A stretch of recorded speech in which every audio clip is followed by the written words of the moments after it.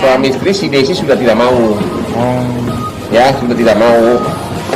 Alasannya? Mudah-mudahan dia cepat dapat jodoh nanti ya. Kalau nanti cerai ya.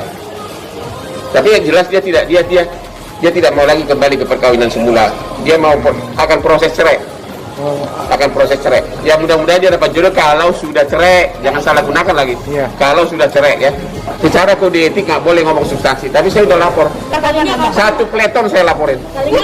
Akan dong hasilnya dikatakan pas melaporkannya sendiri. Tidak lama sesudah mereka lapor, teman saya kan tidak keluar. Itulah. Tapi dari pihak mereka ketika melaporkan balik seperti apa? Sudah sikap mereka atau ini? Aku nggak tahu dan I don't care. Kenapa abang akhirnya memutuskan untuk melaporkan? Padahal saat itu abang bilang katanya udah biarin aja mereka laporin gue gitu kan? Iya, tapi kan karena sesudah mereka lapor, terus-terusan berkoceh di TV. Ada lain dibilang Hotman itu masih mencangkul tahun 2000 katanya. Nak aja tahun 2000 saya udah naik Ferrari, tahu nggak? Sobat Fakta Bang Pin, ketemu lagi dengan Bang Pin yang terus mengabarkan fakta viral seputar selebritas tanah air yang terus saja bikin berita, dan dengan berita mereka tetap eksis di ranah media. Kali ini adalah saat Hotman Paris yang mengatakan atau menyampaikan perkembangan terbaru dari kasus Desiree Tarigan dengan Hotman Sitompul dalam wawancara dengan media saat gerakan vaksinasi di Holy Wings, perusahaan yang Hotman Paris ikut menanam saham cukup besar di sana. Dan kita tahu bahwa sebelumnya ada curhat Desiree di media sosial, curhat yang sangat panjang menyindir Hotman Sitompul, dan kemarin juga putra dari Desiree Tarigan, yakni Putra Bukit, yang juga mengatakan bahwa rumah itu sudah ditembok dan tidak ada akses masuk lagi untuk Desiree Tarigan.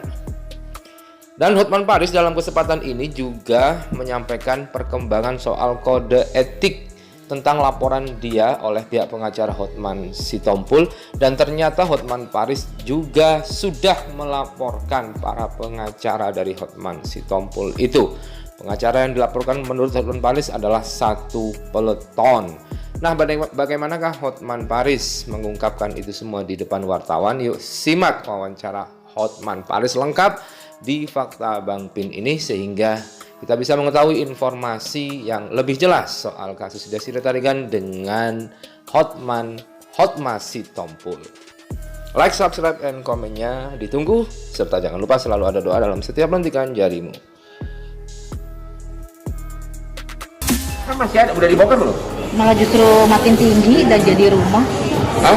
Oh, saya belum bisa jawab detail karena saya nggak lihat. Saya belum bisa jawab detail karena saya belum lihat. Ya. Perkembangannya seperti apa gitu Bang sampai sekarang? Perkembangannya gimana? Perkembangannya terakhir yang saya dengar dari si Desi, katanya si suami itu sudah mau mengembalikan itu tanah. Tapi sudah ada draft perjanjiannya final, tapi seingat saya belum tanda tangan. Itu kayaknya sudah hampir. Tapi kalau untuk kembali menjadi suami istri, si Desi sudah tidak mau. Ya, sudah tidak mau. Alasannya? Mudah-mudahan dia cepat dapat jodoh nanti ya. Kalau nanti cerai ya. Tapi yang jelas dia tidak mau lagi kembali ke perkawinan semula. Dia mau akan proses cerai. Ya mudah-mudahan dia dapat jodoh kalau sudah cerai. Jangan salah gunakan lagi. Kalau sudah cerai ya. Bang, itu kenapa belum sempat ditandatangani perjanjian itu? Atau ya mungkin gara-gara tiba-tiba PPKM makin sibuk sehingga jadi repot semuanya. Akunya pun belum sempat baca lagi perjanjiannya karena Desi selalu minta izin saya. Ya. Jadi saya bilang saya perlu ralat lagi ya, tolong dicatat ya. Desi kalau sudah cerai, kalau jadi cerai, ya, mudah-mudahan nanti bahagia dapat jodoh ya. Ya. Berarti sudah bulat keputusan itu ya Bang? Dia sudah tidak mau kembali. Ya.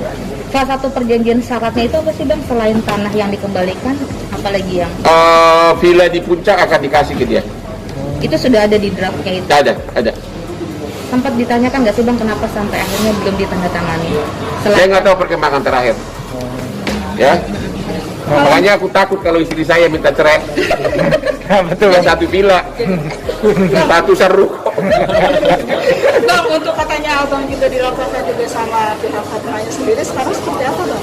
Hotman itu sudah 36 tahun dibandengi dengan legal minds yang tinggi, Oke.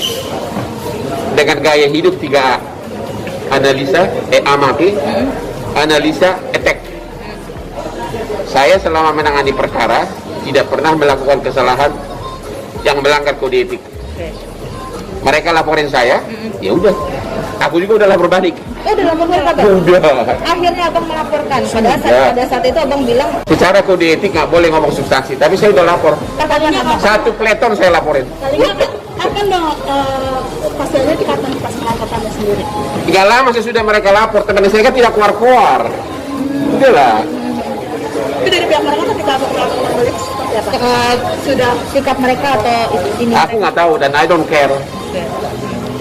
Kenapa abang akhirnya memutuskan untuk melaporkan? Padahal saat itu abang bilang katanya udah biarin aja mereka ngelapor-laporin gue gitu kan? Iya, tapi kan karena sesudah mereka lapor, terus-terusan berkoceh di TV. Ada lain dibilang Hotman itu masih mencangkul tahun 2000 katanya. Nak aja tahun 2000 saya udah naik Ferrari, tahu nggak? Iya. Aspri saya tahu nggak? Sofia Lecuba tahun 2000. Serius? Iya. Iya, sama Cut Keke. Coba baca semua. Itu antara lain. Ya, Oke. nak aja gue mencangkul dari tahun 2000. Abang merasa Mencangkul yang lain ya. Abang merasa dihina bisa dibilang. Udah lah, jangan bicara sampai ke sana deh. Oke. Nggak boleh bicara kode etik melalui media. Jadi dari pihak Perkembangannya sendiri bang setelah abang melapor ada kapan tindakannya maksudnya dalam arti Ya sudah ada jawaban di sana. Jadi belum ada putusan. Masih proses persidangan. masih ada Nggak tahu apakah sidangnya melalui Zoom, saya nggak tahu. Salam prokes, salam Hotman Paris dan salam Kopi Joni kepada Bapak Kabar Eskrim Mabes Polri, Bapak Komjen Agus Adrianto. Saya mendukung Mabes Polri agar memberikan perhatian khusus atas dugaan-dugaan permainan, dugaan-dugaan perbuatan melawan hukum dalam pelaksanaan undang-undang kepailitan dan PKPU. Sudah banyak warga, banyak kreditur yang mengeluh, ya, ada yang hak votingnya dihilangkan dan berbagai perbuatan yang lain-lain. Klien saya sendiri sudah mengalami seperti ini. Kalau memang ada bukti yang cukup, Bapak Kabar Eskrim, silakan proses dari penyelidikan ke penyidikan. Perlu pengawasan yang sangat ketat atas perbuatan oknum dalam mengelola harta dari debitur maupun dalam menghitung tagihan dan maupun dalam cara voting. Apalagi era pandemi ini banyak benar kasus-kasus kepailitan dan PKPU, bahkan triliunan. Ya, jadi ini masalah yang sangat serius. Ayo Bapak Kabar Eskrim Mabes Polri, tingkatkan penyidikan dan penyelidikan. Ya, segera sidik oknum-oknum yang berbuat. Salam bermanfaat.